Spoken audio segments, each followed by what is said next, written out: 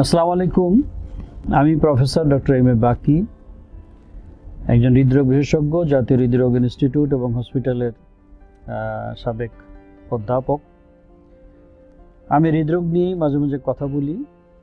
আমি বর্তমানে Japan Bangladesh fencing hospital, Dhanmondi, Dhaka এবং ইবনে সিনা হার্ট সেন্টার, ধানমন্ডি 9 এতে আমি চিকিৎসা সেবা প্রদান করে থাকি।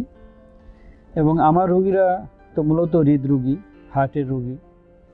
এবং এই হার্টের রোগীরা যে সকল ভুল করেন বা ভুল বিশ্বাস নিয়ে চলেন এবং যার ফলশ্রুতিতে তাদের আরও কষ্ট বেড়ে যায় এবং রোগের গভীরতা বাড়ে, সেই অভিজ্ঞতাগুলি মাঝে মাঝে আমি আপনাদেরকে শেয়ার করি।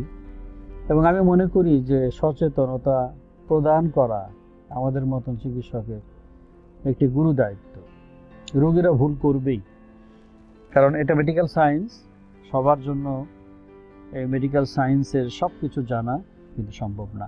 আমি যে টপিকসটা নিয়ে আলোচনা করতেছি সেটা হলো যে হার্ট অ্যাটাকের পরবর্তীতে রোগী যখন হার্টের রক্তনালীতে রিং বসায়, স্টেন্টিং বলেন, অথবা বাইপাস করে, অথবা রোগী এ দুটো না করে অল্টারনেটিভ যে থেরাপি আমরা যে ইসিপি করি জাপান বাংলাদেশ ফেন্সিং হসপিটালে, যে সকল রোগীর রিং বা বাইপাস হয় না তাদের ক্ষেত্রে অল্টারনেটিভ থেরাপি রিকমেন্ডেড, আমরা সেটা করি।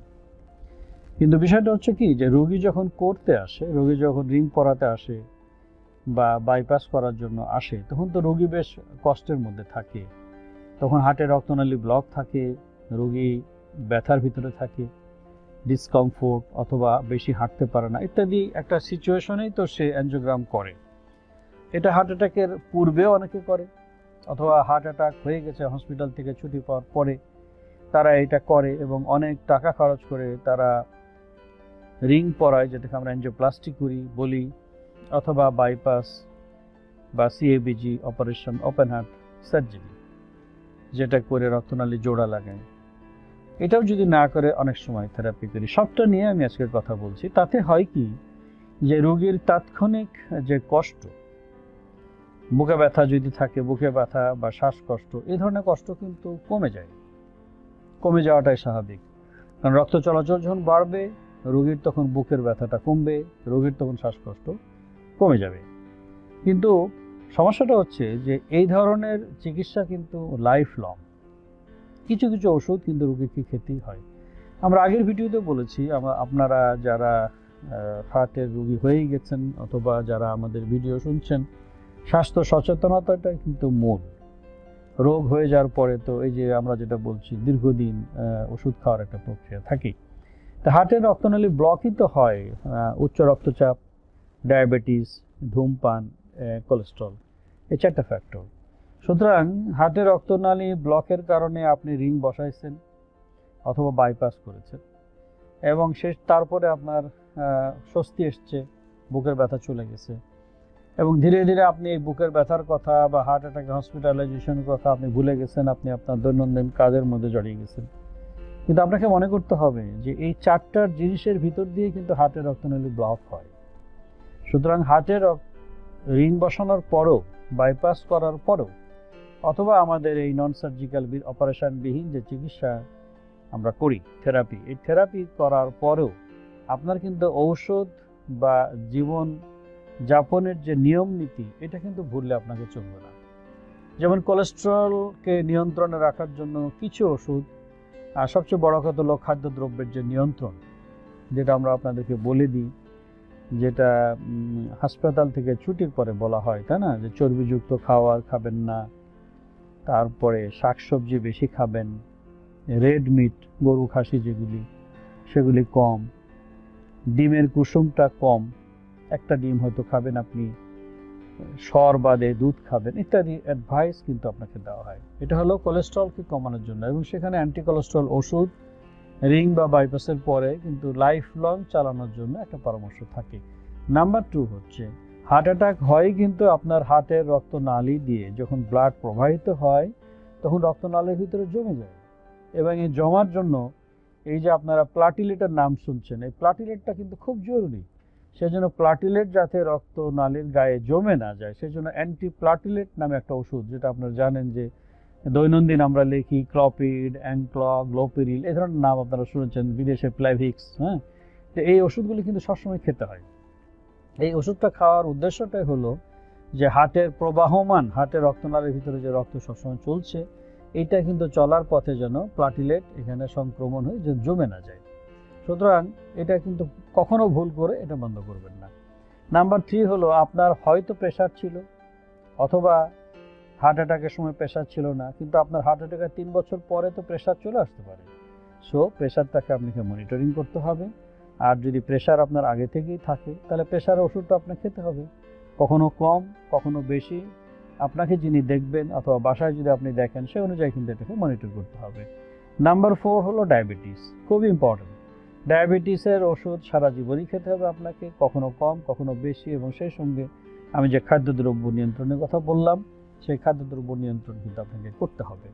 সুতরাং ওষুধ প্রথম দিকে বেশি থাকে। হার্টের পেইন কমানোর জন্য যে ওষুধগুলি দেওয়া হয়, নাইট্রেট দেওয়া হয়, এবং আমরা যে ট্রাইমেটাজিডিন বা ফাস্ট্রল এমআর জাতীয় গ্রুপ আমরা যে ওষুধগুলি বলি, সেগুলি অনেক সময় আমরা ওষুধের ডোজগুলোকে কিন্তু কমিয়ে দিই। কিন্তু হার্টের গতি যাতে কমে থাকে, একটু বিটা ব্লকার জাতীয় ওষুধ, প্লাটিলেট যাতে না জমে যায় সেজন্য অ্যান্টি প্লাটিলেট একটা, এবং কোলেস্ট্রল কমানোর জন্য একটা অ্যান্টি কোলেস্ট্রল, এই ধরনের ওষুধ কিন্তু সবসময় খেতে হয়। এবং এই খাওয়াটা বছরে একবার বা দুইবার, অ্যাটলিস্ট দুবার করতে পারলে খুবই ভালো হয়।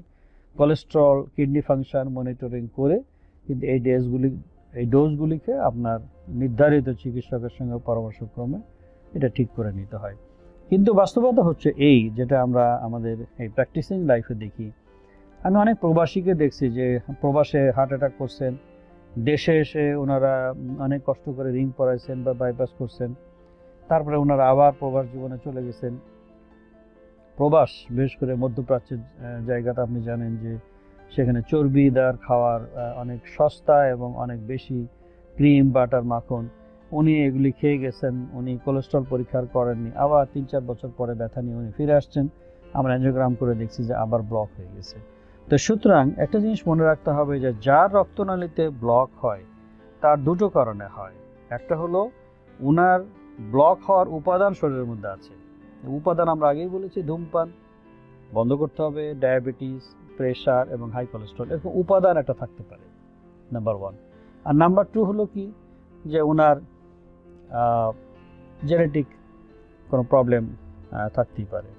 তো জেনেটিক প্রবলেমের ক্ষেত্রে আমরা কিছু করতে পারবো না, আপনি আমি কিছু করতে পারবো না, কিন্তু উপাদানগুলিকে আপনাকে কন্ট্রোল করতেই হবে। খাদ্যদ্রব্য, যেটা আমরা আগেও বলেছি, প্রেশার, ডায়াবেটিস, ধূমপান, এগুলিকে কিন্তু কন্ট্রোল করতে হবে। এবং ওষুধ, যেটুকু নির্ধারিত ওষুধ, সেটুকু নির্ধারিত ওষুধ আপনাকে খাওয়াতে হবে। আর আরেকটা জিনিস যেটা আমি বলছিলাম, যে হার্ট অ্যাটাক তো সবার হচ্ছে না, হার্টের ব্লক সবার হচ্ছে না। ওই যে জেনেটিক, আপনার তো জেনেটিক্সের প্রিডিসপোজিশন বলে, জেনেটিক্যাল কারণে আপনার হার্টের রক্তনালীতে ব্লক হওয়ার একটা প্রবাহমান টেন্ডেন্সি আছে। সুতরাং আপনাকে লাইফ লং কিছু ওষুধ এবং আপনার জীবনযাত্রার যে প্যাটার্ন পরিবর্তন করে এই জিনিসগুলিকে কন্ট্রোল করার চেষ্টা আপনাকে করতেই হবে। আপনারা যদি এটা মেনে চলেন, তাহলে এই আকস্মিক এই ধরনের প্রবলেম থেকে আপনারা ইনশাল্লাহ রক্ষা পাবেন। এবং আমার এই ভিডিওতে আপনি যে পরামর্শ পেলেন, এটা আমরা বিশেষ করে প্রবাসীদেরকে আমি বলছি, যারা অনেক কষ্ট করে আমার কাছে আসেন, এবং আমি দেখেছি যে তাদের মাঝে প্রায় রিপিটেড হার্ট অ্যাটাক বা রিপিটেড ব্লক হওয়ার সম্ভাবনা আমরা প্রায় পাই। আপনারা এই পরামর্শগুলি মেনে চলবেন। আশা করি আপনারা সুস্থ থাকবেন, ভালো থাকুন। ধন্যবাদ।